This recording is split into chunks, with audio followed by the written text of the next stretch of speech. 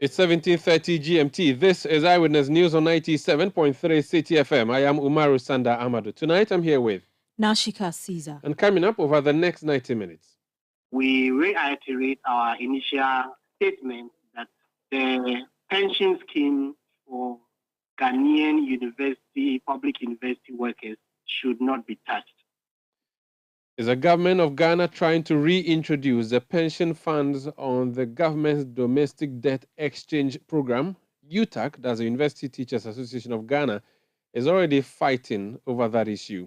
Also coming up, Electricity Company of Ghana, ECG, cuts power to the Accra Technical University and the Accra Digital Center as part of revenue mobilization measures. Meanwhile, Airtel Tigo was saved after it quickly mobilized funds and paid to the power distributor. And later on Eyewitness News, we go to the Ghana Senior High School in Tamale, where the GES has begun investigations into the report that students have been sleeping in a washroom that has been turned into a dormitory. Stay with 97.3 Citi FM for more on this and many other stories on Eyewitness News. And in business, government is being urged to adhere strictly to strong fiscal policies as it prepares for elections next year to avoid overspending. That's in 15 minutes from the business desk of Citi FM and Citi TV. Eyewitness News is live across Ghana on a number of affiliate stations, including on Savannah Region's Kasha 99.5 FM in Damongo.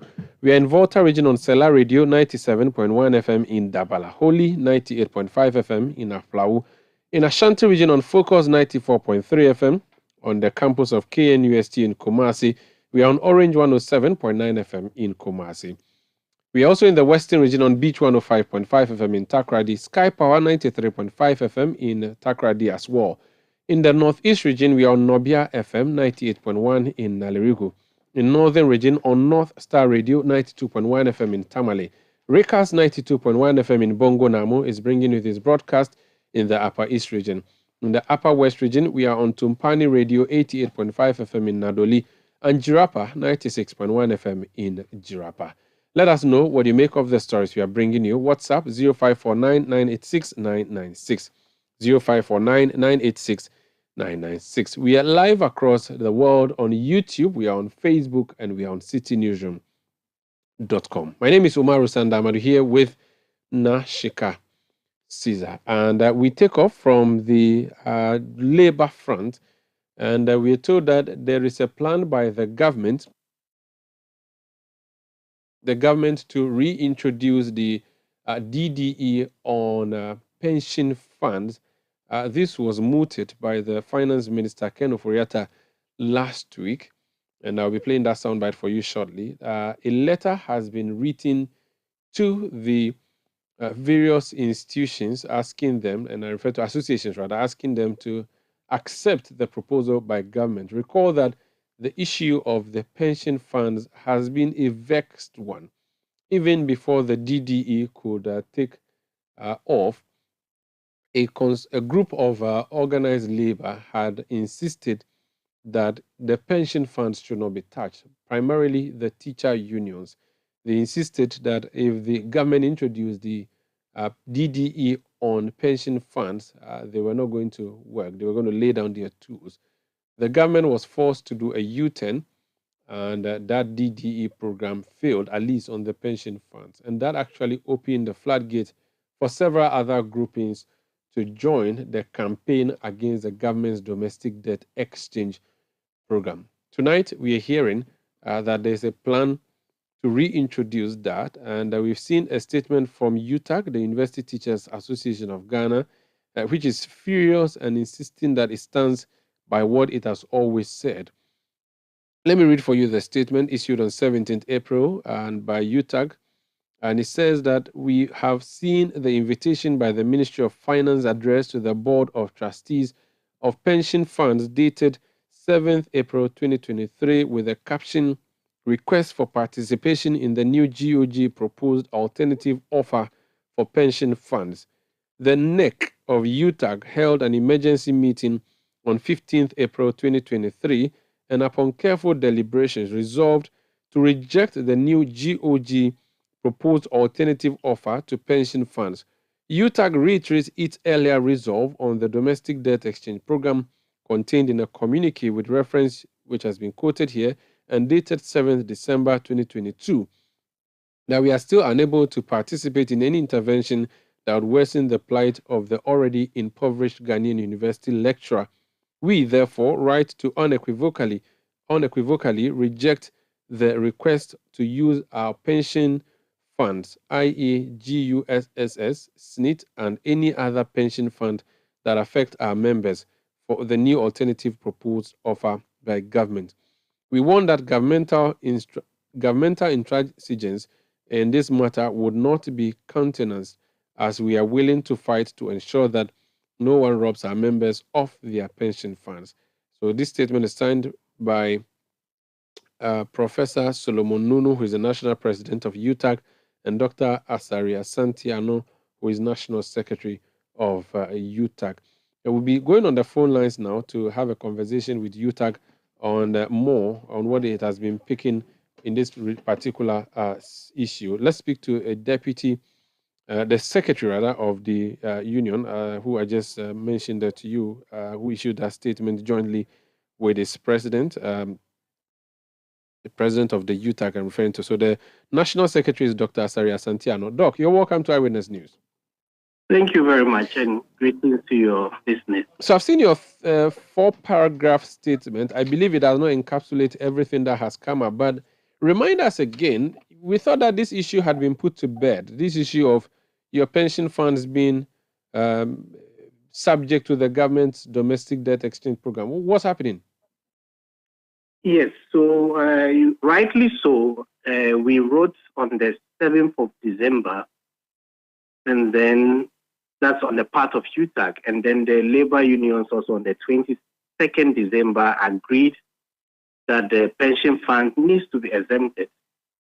But like you also chanced on a document from the Ministry of Finance on the 7th of April, you well are aware that we represent a group of lecturers.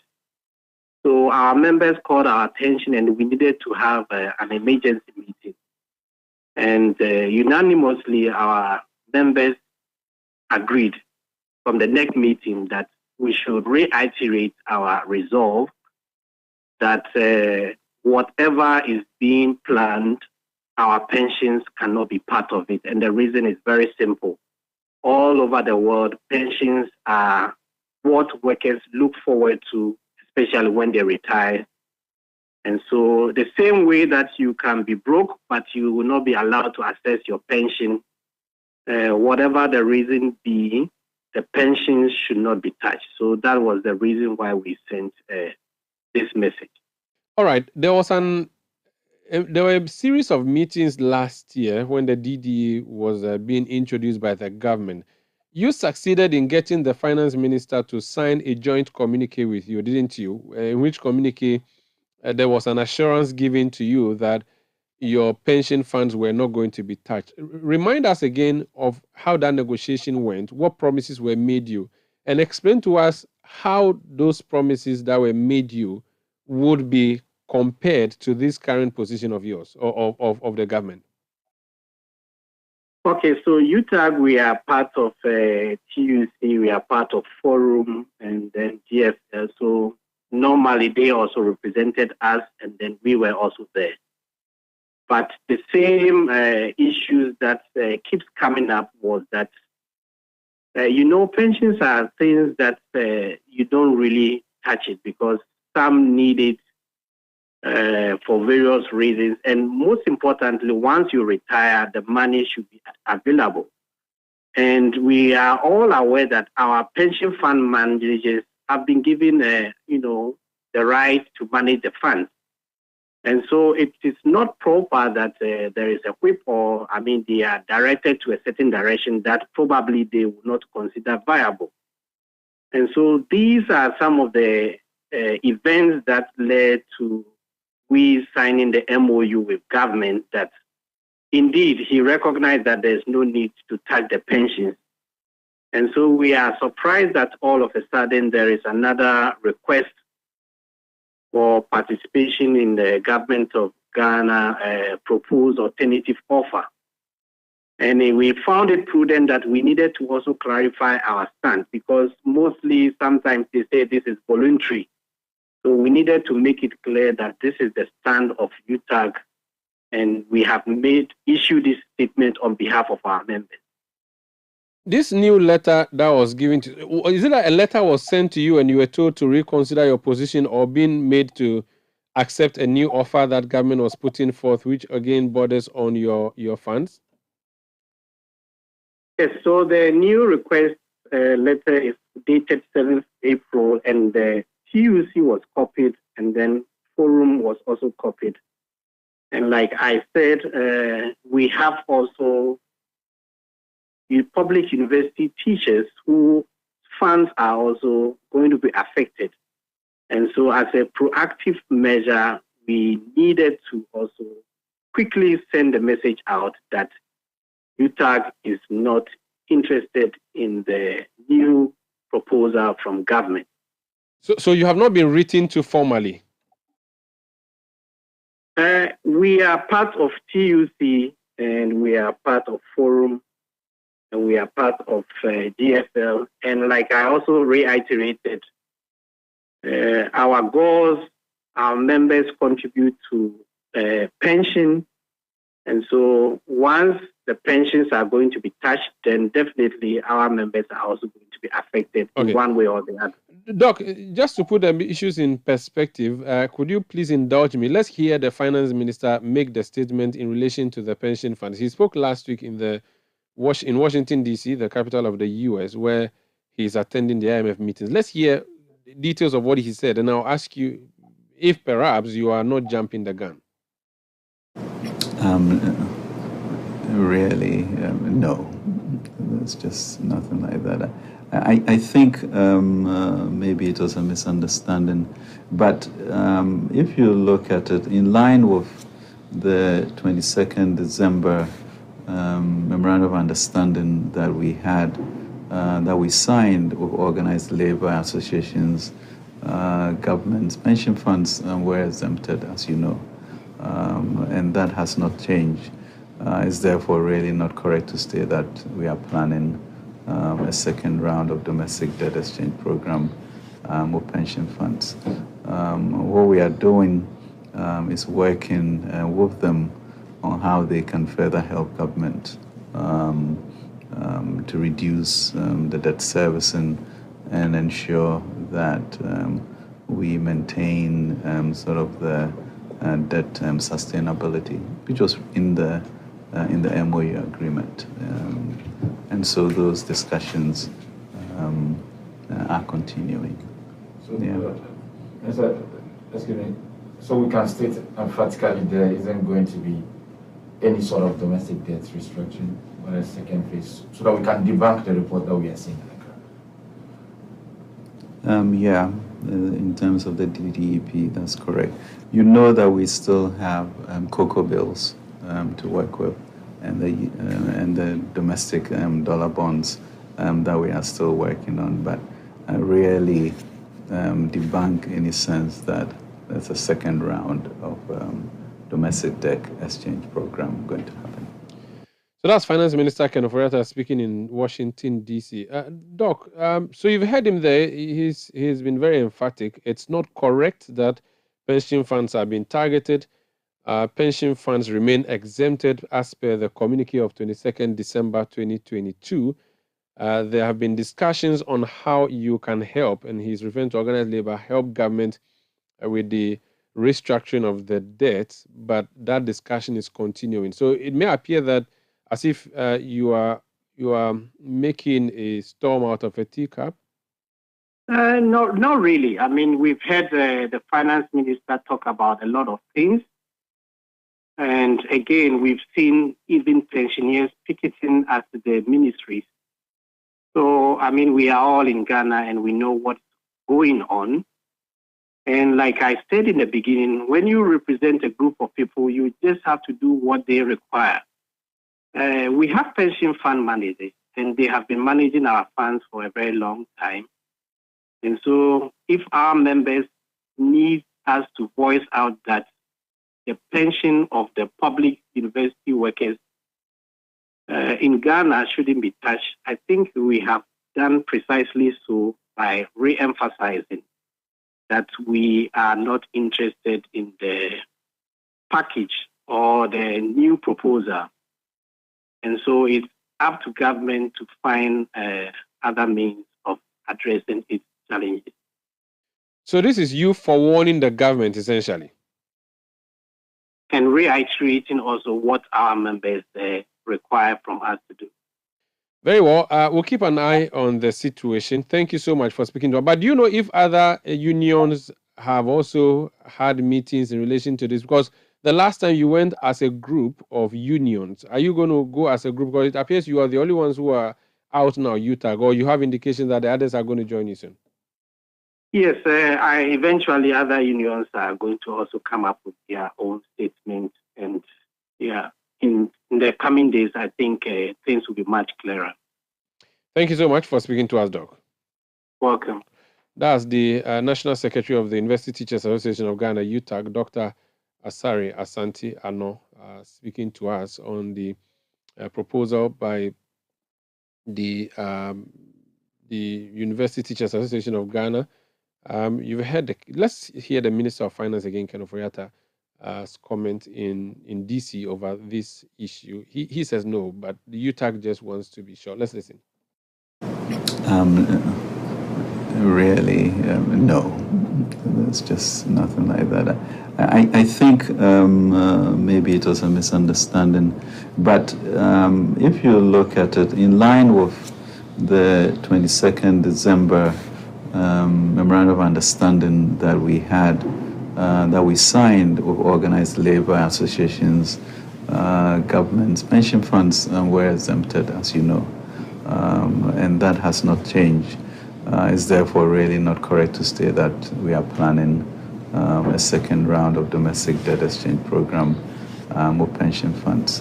What we are doing is working with them on how they can further help government to reduce the debt servicing and ensure that we maintain sort of the debt sustainability. That's Ken Oforiatta, Minister of Finance. Let's hear from Thomas Musa, he's General Secretary of the Ghana National Association of Teachers, NAT. Mr. Musa, you're welcome to Eyewitness News. Oh, good evening, my brother Umaru. Please, how are you and your family? My family blessed. I'm doing well too. Thank you. How is your family and yourself? Great, and also greetings to all your listeners. Thank you so much. UTAG is already ringing or sounding the alarm bells, saying that government is planning to come through the back door for pension funds of members. The time UTAG went to fight the government, quote unquote, on this DDEP issue, you were part as a collective organized labor group. Have you also gotten any indication that your pension funds will be touched like UTAG is fearing? And what's your position? What are you doing? Well, thank you very much. Good evening to yourself and to all your listeners. I think two issues must be made clear here. Since this news broke out, we made reference to the fact that one, that the MOU that we had with government still stands and nothing has changed, that pension funds will not be touched. I think that must be placed on record. The second thing we are also aware is that when the Minister of Finance was interviewed, he himself indicated that there was nothing like that. And I think the media pushed him and he said, well, there is nothing like that. But it was in connection about the 123 billion Ghana cedis, which they were talking about second round of haircut or something like that. But he denied that it has nothing to do with pension funds and all that. So for us, we don't know of any back door. We don't know of any door. We don't know of any window. We are not aware of any of those things. What we are aware of is the agreement and MOU we have with government, and we stand by that. That is all. All right. So you have not had any indication, no letter formally written to you asking you to reconsider the domestic debt exchange program, which may focus on your pension funds. I've heard the Minister of Finance there say that there are discussions that are being had with organized labor on how you can continually support the government as it works at reducing the debt levels. Has there been any formal conversation, any, or these are just informal conversations, or even informal conversations that you've had with government on the DDE since the last conversation you had? Okay, so, and I think this one also, two quick things must be placed on record. A distinction must be made between organized labor and individual schemes. So, for example, if a union leader was invited to go to the, go and have any negotiation or discussion with the committee, that union leader went there not in his capacity as not in his capacity as organized, in the capacity of organized labor, but rather went in the name of his or her scheme. And to the best of our knowledge, organized labor has not been. We've not had any engagement with government or with the team regarding any of those arrangements. And also, I am a member of that committee. We have never had any meeting with the committee regarding the haircut or new or second round of a negotiation or something like that. There has not been that particular arrangement. That also must be placed on record. And like I have said earlier, the individuals that went to engage the committee went there in the capacity of their schemes and not in the capacity or in the name of organized labor. So organized labor, all the committee members have indicated that they never went to such a meeting. But are you aware that any member of your organized labor may have gone there, albeit on the individual level? Well, then that's what I am not aware. Like I have said, there are people in organized labor and even some of the committee. They might have gone to the committee not in the name of organized labor, but they went there in the name of their scheme. So once the person goes there in the name of the scheme, the person cannot go there and speak for organized labor because the agreement we have is between government and organized labor. So to that extent, no individual can go there and speak in the name of organized labor without recourse to the very body that took the decision. We don't have any information like that, and there is nothing like that any of us has gone to the place to do such a thing. And that is why I'm placing that on record. That to the best of my knowledge and what we are aware of is that the various schemes were invited. So that one, if an individual who belongs to organized labor goes to that particular table to have any discussion with the committee, he did so on authority of the scheme and not organized labor. Very well. Thank you so much for speaking to us. That's Thomas God Musa. bless you. Yes, he's General Secretary of the Ghana National Association of Teachers, NAT. Eyewitness News. Be there as it happens. You know, Papa see that? And his rickety car. Hey, Papa! Papa! Bobo, so how your engine now? It is half man, half amazing. Thanks to Quartz and you. Can feel better energy. Can't touch this. Actually, guys, so Sancho's engine just died like that. Yes, so somebody managed to convince him that there is a better engine oil than Quartz, and he switched. Sancho Panza.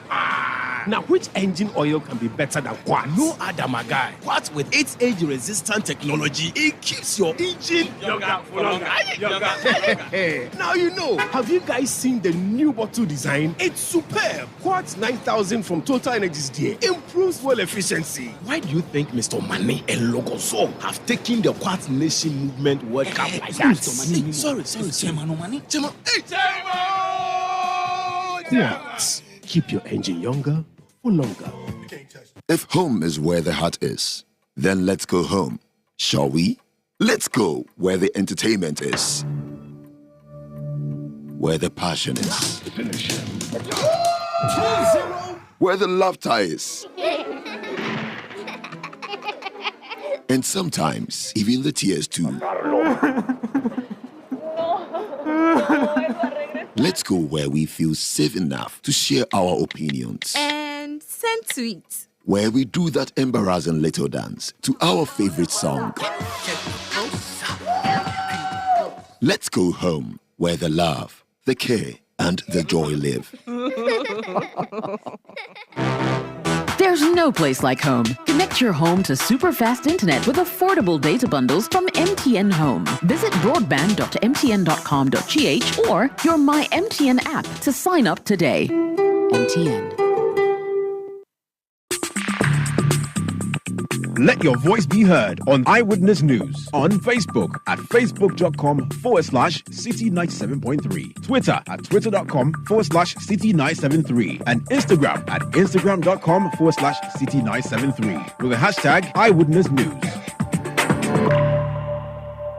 You're welcome back. This is Eyewitness News on 97.3 Citi FM. We are broadcasting from Adabraka in Accra. Let's talk about the education sector now. The free senior high school and the challenges that are associated with same. The government continually insists that everything is going as well as it can. Lots of critics think otherwise. Over the weekend, news broke that students of Ghanas, the Ghana Senior High School in Tamale, had to sleep in dormitories that were toilets or washrooms that were converted into dormitories. That's where students were sleeping because of lack of space. It became a controversial issue. The Ghana Education Service has since interdicted the headmaster of the school and the senior housemaster. This morning, that issue was a subject of discussion on the Citi Breakfast Show.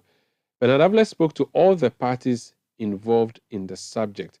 Let's recap it for you. So the journalist who broke this story works with Rainbow Radio. He is their journalist in Tamale. His name is Prince Kwame Tamaklo. Bernard put a few questions to him about the work he did in Ghanasco, which has generated all the brouhaha. Listen. When we started a project on the state of sanitation facilities in some selected senior high schools in the northern region, specifically the toilet facilities in the northern region, where earlier I got reports of infections, especially among female students in some of the senior high schools, and they were attributing that to the bad state of their toilet facilities. So I selected four schools: Tamale Senior High School, Ghana Senior High School, Ghanasco, Northern School of Business, Nobi School, and then Tamale Technical Institute. I mean, the second cycle school of the Tamale Technical University. So I started that. I actually gathered a lot of information on how bad the situation was. However, when we go to Ghanasco, what made it peculiar is that they had a new toilet that wasn't being used. I asked why. They said for the lack of water, they couldn't use that facility. Fine. The only toilet that they were using mostly was one that both the community people in Kuku were using together with the students, which even the headmaster confirmed that. I'll come there. So there was serious open defecation in the school there, a very serious one. So I was like, how will you have toilets and then still be practicing open defecation? There, I visited some of their toilet facilities, especially at the Gabra house. The Gabra house has the downstairs. It has a toilet facility there. That people of years back. If I say years back, I cannot tell because the students we spoke to, and therefore it's not in use.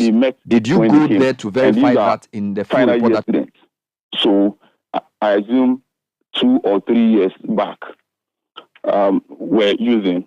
So they came when the facility was not being utilized.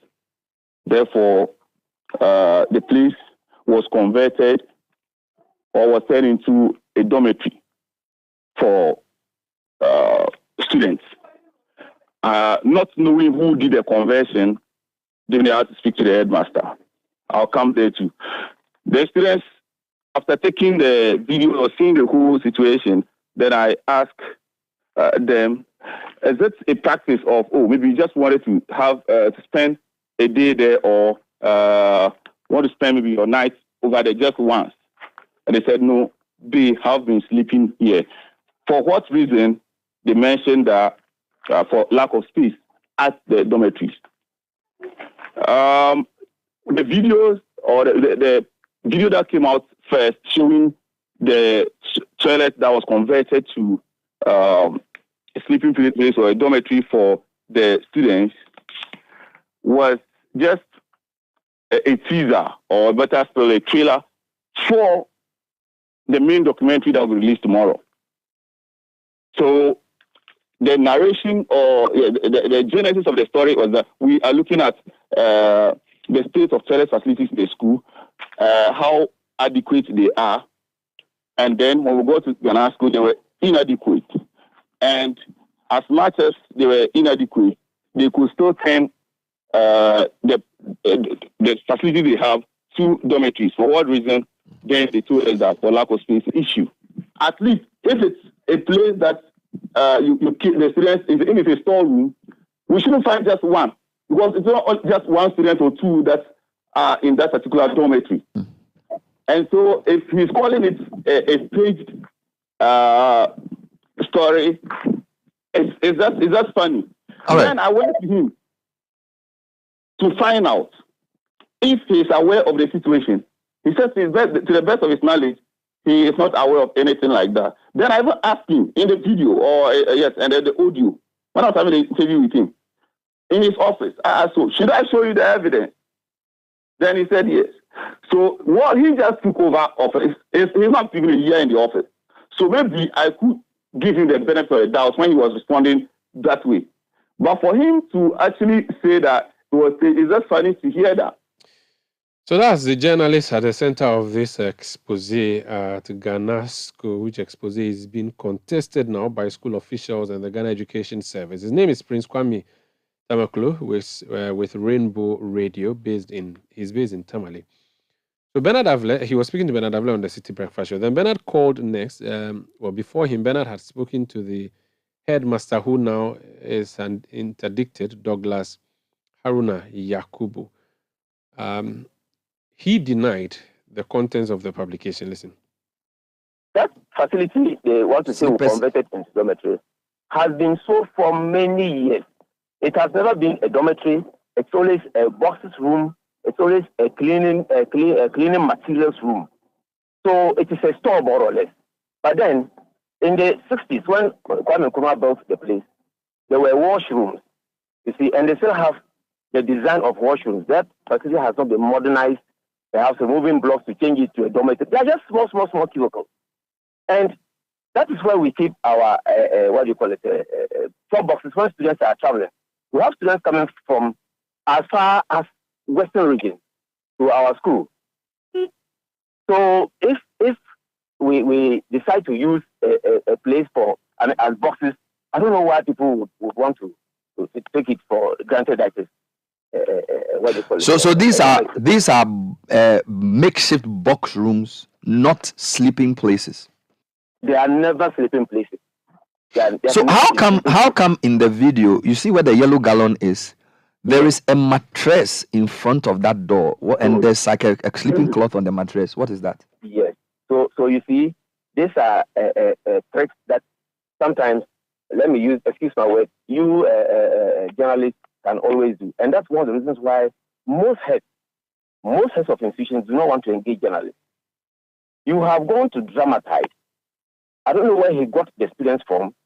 The possibility is that these buttons that you see might have been taken from the dormitory, which is just an attachment to the place, for him to cover his pictures or his videos and leave. So I am surprised.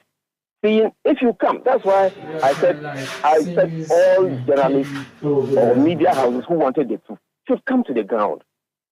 You see, when you say the picture is as if we have cleaned up a toilet, washed all the feces and all nasty things, and used it as a dormitory. It is not true. Far back in the 80s, this place has been like that. Look, you will not find fetus. There are no fetus. Yeah, to be fair, you are right. When you look at the video, these are cubicles, but there's no toilet installed. But the other thing I saw in the second room, so I see a black bag, I see a student in clutches, and then I see a buta, which people use for ablution. So it looks like a place where somebody, and then I see clothes hang on the walls. You see, so it appears for those of us who are not in the school to be a place that is habited. I see people's slippers on the floor in the room, and I see a buta. So a buta is basically pour water, go and do your ablution, come back. So it seems very much like a place that is being habited. You are right. And I'm saying that, you see, the gentleman you saw in crutches is a disabled student. Now, there are 2 cubicles attached to the building that you see in that video. Unfortunately, again, this gentleman who did the filming did not film those cubicles, which are meant for prefects. Now, this gentleman in crutches, the effect of the... He is a disabled, and he's been allocated a accommodation that is upstairs. So we did him a favor. Because of your disability, go and live with, the prefect. So he's privileged to be in a prefect's room. Yet he has been very disingenuous to the school. By telling you that he also lives in a toilet. Can you imagine this sort of thing? Now the buta and then the cloth that you see. When we went back, we didn't see distance. Okay. Yet in the video you will find them. So the intention is that the prefect might have intentionally displayed distance to make the guy who took the videos, make it look as if it's a dormitory. Those cubicles are so tiny and so hot that students cannot live in them.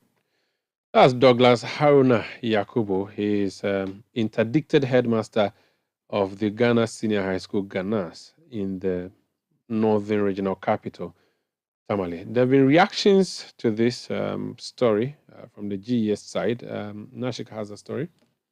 Right, the Ghana Education Service, GES, has sent a fact-finding mission to the Ghana Senior High School in Tamale to ascertain the veracity of reports that toilet cubicles have been converted into accommodation facility for students. The service had earlier interdicted the headmaster and senior housemaster of the school following a viral video on the accommodation situation in the school. The GS delegation to the school is made up of its Deputy Director General, Stephen Kweku-Usu, the Acting Northern Regional Director of Education, and others. The team inspected the said Bangaza dormitory and the cubicles, which were said to be toilet facilities converted into accommodation. The Deputy Director General, Stephen Kweku-Usu, speaking to the media, said findings of the investigation will be made public after briefing the Director General. GS management's attention was drawn to media circulation or video circulating in the media regarding the management of this school. I'm talking about Ghanasco, putting students in the toilet or on a toilet.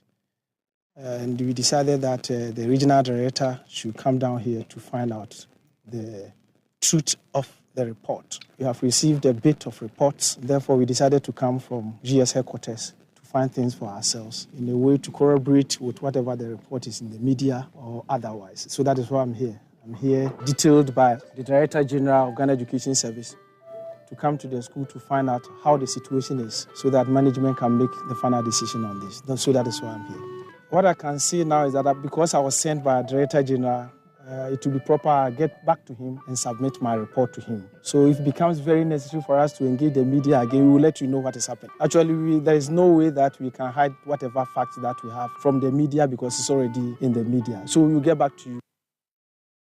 You have the Deputy Director General of the Ghana Education Service, Stephen Kweku-Usu. Some of the students also spoke to Citi News about the issue. Where they say was toilet wasn't actually toilet. Because since we came in with years back, we've never seen it to be any. There is no material there that you see that it will be a feature of maybe toilet or something like that. With the actual fact, we have extra spaces in the dormitories to be allowing other students to go there to sleep. The only thing that is there is that those people from far places, maybe from Volta region, Accra, and then all those stuff, when they are going back to their houses, they don't carry their chop boxes and their mattresses there. So they only keep their mattresses, their gallons, and everything of theirs there. So that when they come back, they also come back and pick them back into their various rooms. But some of your colleagues said they lodged in that cubicle. Actually, there's no one sleeping there. It's only after prep, when someone wants to study. After prep, the classrooms are always locked. No one is allowed to study in the classroom. So after prep, when the person maybe wants to learn throughout the night, that's where they go in there and then have their studies just for the night. And then maybe sometimes some people also with the midnight prayer, the Muslim prayers, some people also go there to have their midnight prayer since the mock sometimes is always locked. After prep noise, everyone is making noise, that's why. So that's the main reason why we don't study there. But do you have toilet facilities in the And we have some toilet facilities down there. It's painted blue and white. Is it in use? Yes. But I understand open defecation is widespread on campus. No, but it's not really rampant. The reason is that, the open defecation is because of the village ban. They only go to because we don't have a wall. They enter and then they only go to the other side of the school. That's the ending part where we have our dam there. That's where they only go to defecate. But open defecation by students, no, we don't do that. We have extra toilet facilities. Those were some students of the Ghana Senior High School in Tamale speaking to our Northern Regional correspondent, Dinah Ingwan.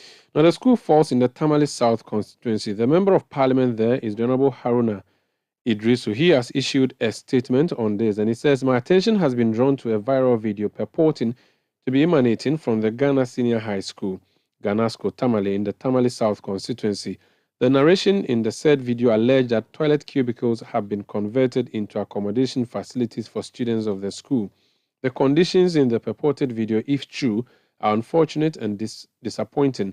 I therefore support the decision by the Ghana Education Service to institute an independent inquiry into the matter in order to give assurance to parents and the general public about the safety and well-being of students of the school.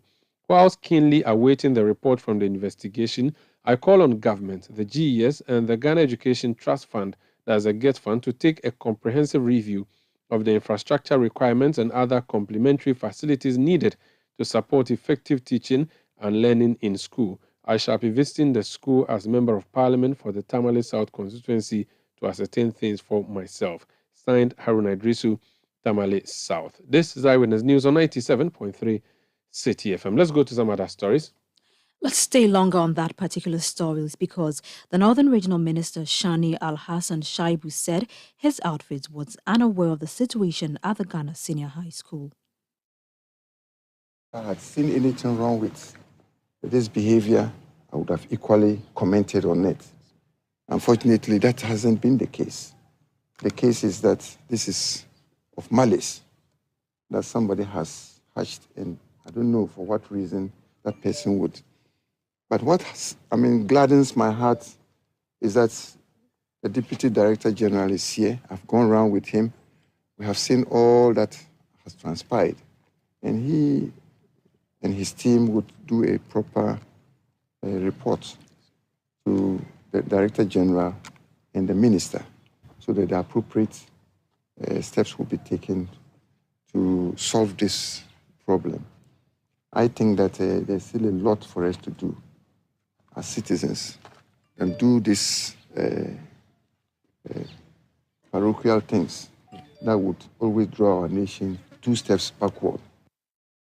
You had a Northern Regional Minister, Shani Al-Hassan Shaibu. The old students of the school have also expressed disappointment in the report, insisting there are enough bed spaces in the school for students. Alhaji Baba Yakubu is the president of the Old Students Association.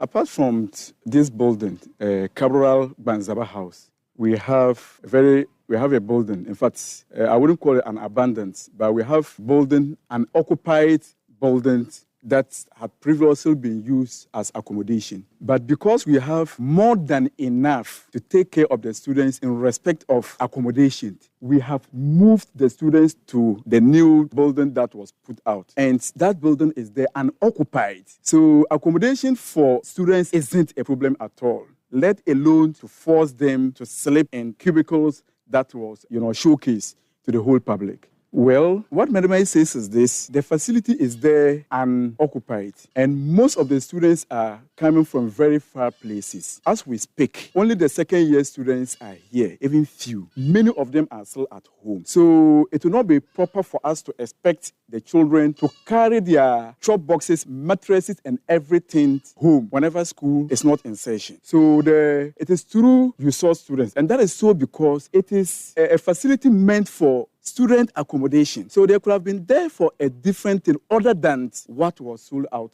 to the general public. It is very clear that, yes, the rooms were originally designed to serve for the purpose of toilet facilities. I am an old student of this very house, Banzaba House. I entered Ghanasco in 1993 and left in 1995. Within the period, I found myself as a student for 3 clear years. The facility was never used as a toilet. And my inquiry has even moved back to even 70s, 80s, and 90s. The place has never been used for toilet facility, let alone for the school to think of converting it when we even have excess capacity for residential accommodation for the students.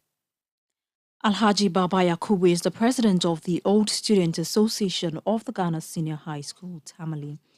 Moving on, the Revenue Mobilization Task Force from the Accra West region of the Electricity Company of Ghana, ECG, has disconnected the Accra Technical University and the Accra Digital Center for non-payment of debt amounting to 1.37 million Ghana cedis and 700,000 debt respectively.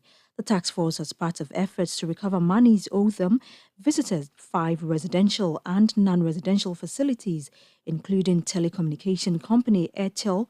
Airtel paid 1 million Ghana cedi debt to avoid disconnection.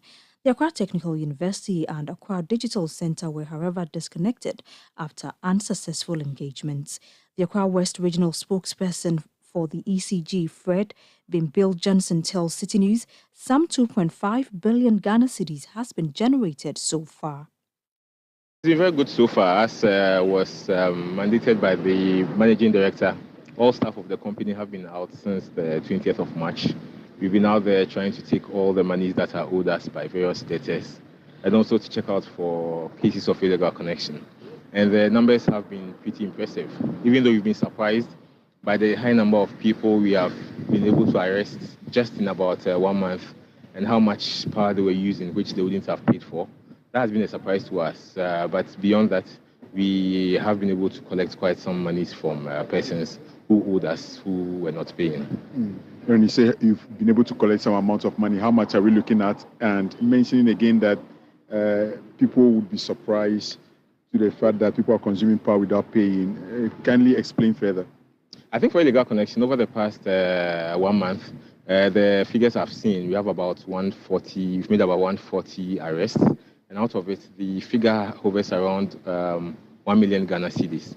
And these are those money that wouldn't have been paid to us, monies that people were stealing from us, and which through this exercise we've been able to find out, and we have surcharged the persons who were involved. When it comes to the amount we've been able to collect, because the exercise in totality is not over, we have not been able to put total figures on them. But for the Accra West region, if I pick just one district, which is the Kaneshi district, I know that about 25 million has been collected from special low tariff customers, that's SLT customers, and that's quite substantial. So we are hoping to be able to give out more detailed figures once the exercise is over in the Accra West region, though globally we are aware that some 2.5 billion cedis has been collected so far. What key challenges have you encountered on the field so far?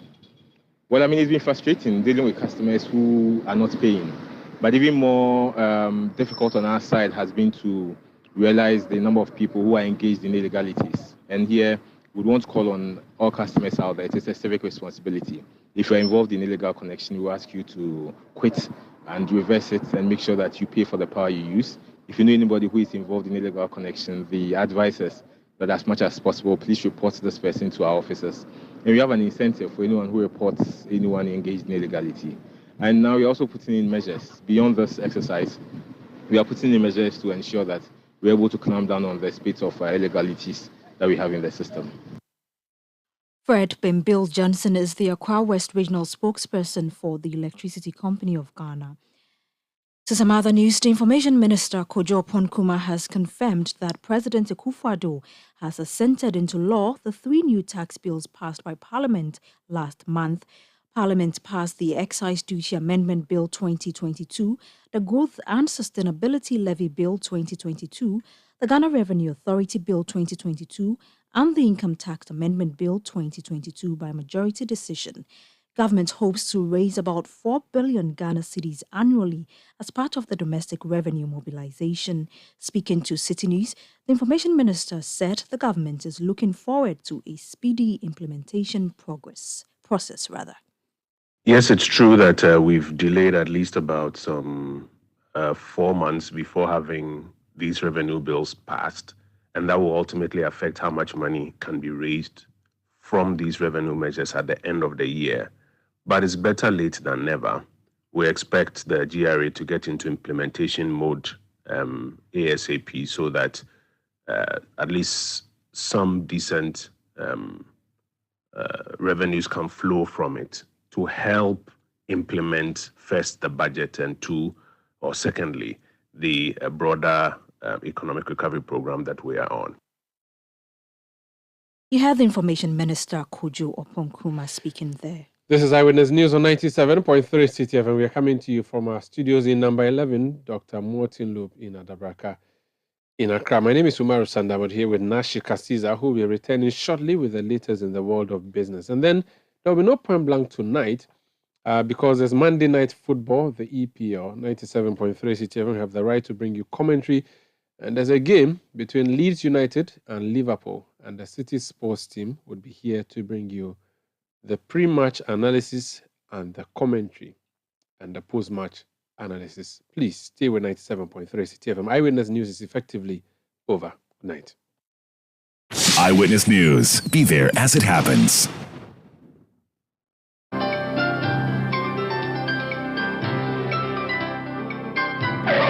Using a condom will protect you and your partner from HIV, STIs, and unplanned pregnancy. Condoms are an effective way for protection against HIV infection. Don't take risks. Use a condom every time.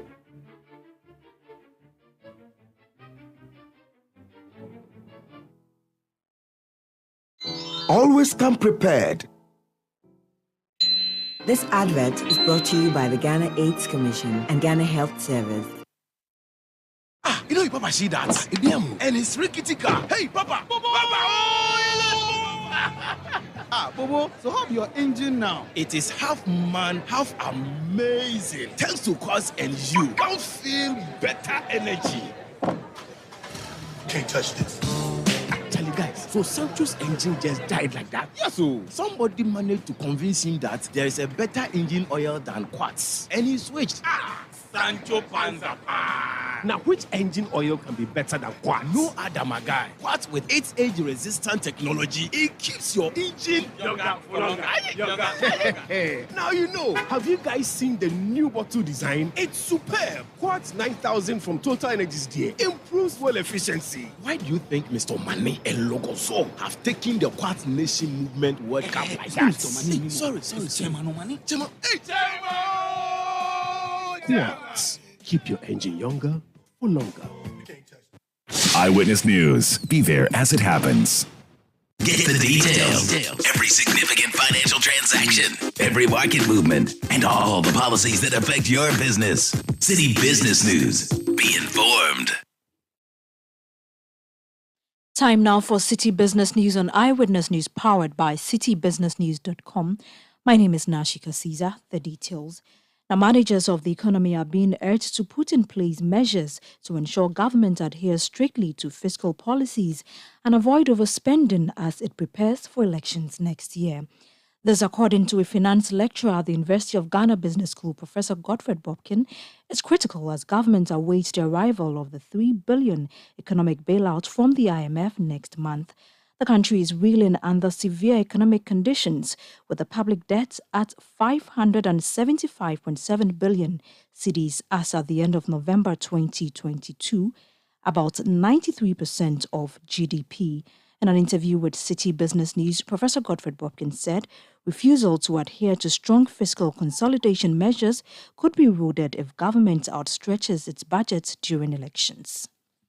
So there's a price we have to pay for fiscal consolidation that we want to have. So the idea is that if we're able to go through this painful adjustment in the first year, then we expect that growth will rebound, probably inclusively, I doubt, in 2024 and beyond. That is what we are looking at, is government's own approach towards 2024 election, which will also determine whether the 16% inflation forecast by Fitch and the others is achievable and sustainable through 2024, because it's going to be an election year. And whether 2024 government can keep the fiscal discipline and the tenants and the requirement of the IMF program, both in terms of the structural target, the benchmark target, and the indicative target that will be in the program. You heard Professor Godfred Bobkin, who is an economist. Moving on, the Ghana Statistical Service says the government can rake in about $4.5 million if it leverages on the full potentials of the tourism industry. The service explains that economic viability of the sector can help reduce the high incidence of unemployment among the youth. Speaking during the launch of the 2023 Domestic and Outbound Survey in Winneba, Government statistician Professor Samuel Kobina-Inim said the survey will offer a comprehensive outlook for the tourism sector. So the essence of these surveys is to move from the anecdotal space into real hard facts. Now, when we get those type of information, we can now make a strong policy point. It is projected that by 2027, we're going to have about 4.3 million people who will come into the country as tourist arrivals. The other number in there is the fact that if we handle the sector very well, we're going to get about 1.5 billion USD from the tourism sector by 2027. And the third number in there is the employment that we're going to generate if the sector is thought through very well. 4.3 million coming in as tourist arrivals. How resourceful will that be for the country? The other number is 1.5 billion USD.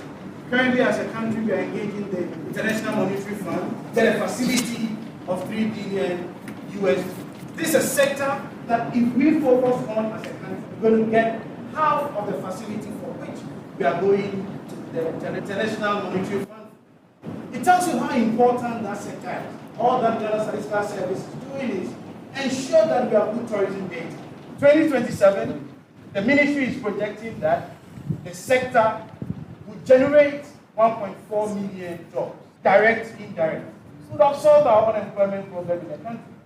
So from an employment point of view, the way to go is tourism. From an exchange rate point of view, the way to go is tourism. And that is why we want to check whether indeed these numbers can be attained. Professor Samuel Kobina-Inim is the government statistician. Meanwhile, a professor of tourism at the University of Cape Coast, Professor Kweku Boakye, says the 2023 Domestic Outbound Survey will offer stakeholders an opportunity to present to the government a clearer policy brief to address some of the challenges that confront the tourism industry, including exorbitant hotel charges. So the essence of these surveys is to move from the anecdotal space into real hard facts. Now, when we get those type of information, we can now make a strong policy point to government and find ways, innovative ways of, addressing the hotel costs. And may I add that there's a reason why the costs are up, because the operating environment is challenged. So it's multifaceted, But then again, once we get these as facts, we can then now interrogate the entire ecosystem and find out ways in which this can be ratified. That was a professor of tourism at the University of Cape Coast, Professor Kweku Boakye. Finally, as part of efforts towards enhancing policy implementation in the agricultural sector, the government is making efforts to gather data on all farmers in the country. So far, the policy has been piloted in the 5 northern regions of the country. Speaking at the AFAB Regional Public-Private Dialogue event, a Deputy Minister of Agriculture, Yao Boatenado, stated that collecting national data on farmers in the country will help channel resources adequately to the sector. And that's all for City Business News on Eyewitness News, which was powered by your most comprehensive business news website, citybusinessnews.com. My name is Shika Caesar. Good evening. Eyewitness News. Be there as it happens.